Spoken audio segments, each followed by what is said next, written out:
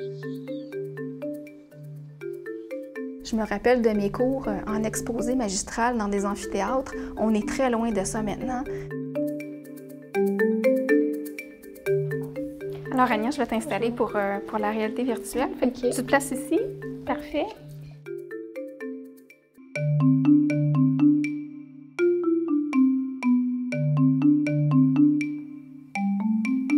Bonjour, Monsieur Dupuis.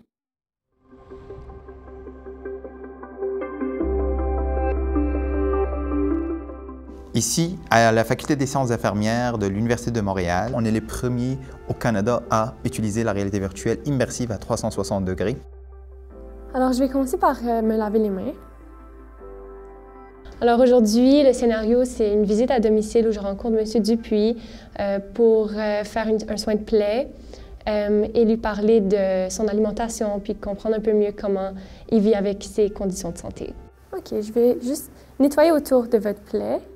Est-ce que ça va faire mal? Non, je ne vais pas toucher votre plaie, monsieur. Ça va juste être autour pour enlever les exudats. Les avantages de tout ce qui est activité de simulation, c'est de mettre l'étudiant dans l'action, en fait. C'est ça le but de la simulation, c'est de sortir de l'aspect théorique et d'aller plus vers la pratique.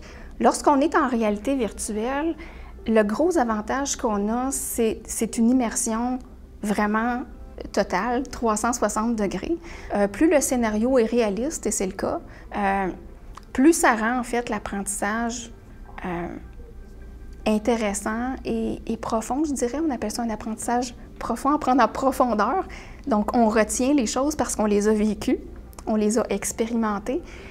C'est un des grands avantages, je pense, de la réalité virtuelle. Je vais regarder votre liste de médicaments. Est-ce que vous prenez tous vos médicaments régulièrement, monsieur? À travers cette situation, on va aller chercher plusieurs aspects pédagogiques autour de la situation. Dans le fond, on ne va pas juste aller choisir la procédure de soins, c'est loin de là, mais on va aller choisir l'interaction avec la personne.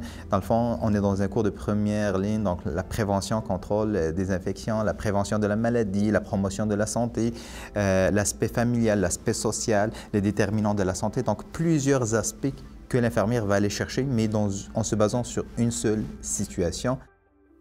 Vous me permettez de regarder dans votre frigidaire, monsieur? Oui, oui. OK. Est-ce que vous cuisinez beaucoup?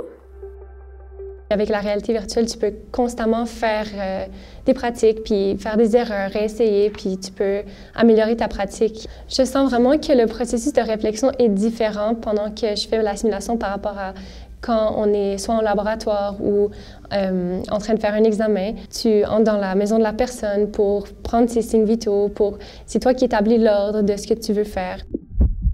Donc, c'est une bonne pratique pour travailler son raisonnement clinique. Voilà. C'est terminé? C'est terminé. Alors, je vais aller t'enlever ton matériel. Je prends tes manettes. D'accord. Ça va? Oui, j'ai complètement oublié le fait que je suis au campus de l'université et non en campagne.